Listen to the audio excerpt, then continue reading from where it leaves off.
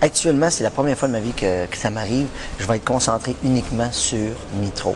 C'est-à-dire que l'entraînement physique que je vis, en ce moment, l'apprentissage des textes, me mettre dans le scénario, les répétitions, tout ça, c'est vraiment pour Nitro. Je ne tournerai pas d'autres choses, ou je ne crois pas tourner d'autres choses en même temps, si ce n'est que quelques petits trucs à gauche, à droite. Mais non, même pas quelques petits trucs à gauche, à droite, il n'y en a pas d'autres choses. Il y a juste Ramdam qui va revenir à la fin du tournage, donc au mois de novembre, quand on va avoir terminé Nitro, je vais recommencer sur Ramdam.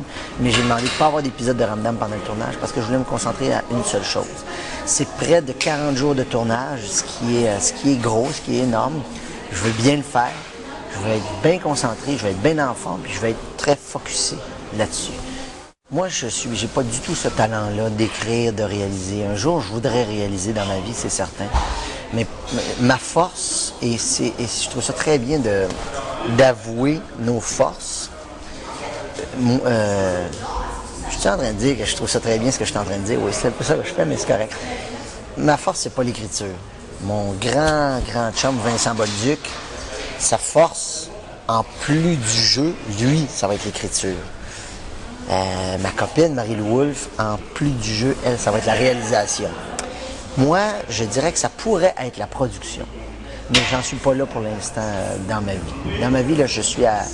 Le côté créatif se joue dans les personnages que je fais. J'essaie de créer de façon le plus vraie possible un personnage qui va plaire aux gens, qui va toucher les gens, qui va me faire triper moi-même, qui va faire triper d'autres mondes. J'adore étonner quand on s'attend à rien. C'est arrivé avec Le Négociateur, c'est arrivé un peu avec Casino aussi, un rôle très sérieux, alors que moi je suis plus olé dans la vie. Je crois que ça va arriver aussi dans Lancer compte, parce que j'ai joué dans Lancer compte un avocat, une barbe, plus clean que celle-là, là, mais tout bien taillé, des petites lunettes, les cheveux toujours peignés sur le côté, en chaise roulante. Donc c'était une attitude vraiment plus calme. Je plaidais en cours, donc c'était...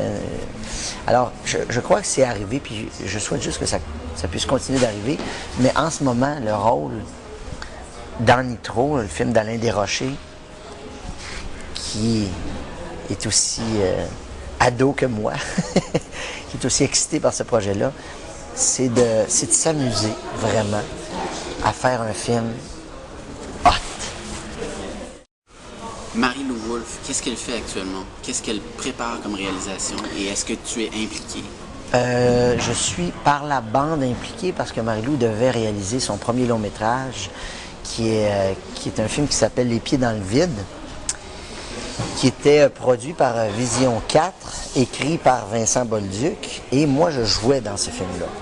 Et à cause du financement, bien, ça n'a pas fonctionné cette année, comme la plupart des projets qui ont été présentés cette année.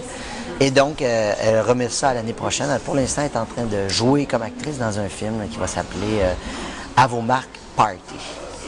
Les gens qui font, je pense, qui veulent être cinéastes, comme Marie-Lou, ce qu'elle veut faire dans la vie, ont toujours des projets dans la tête.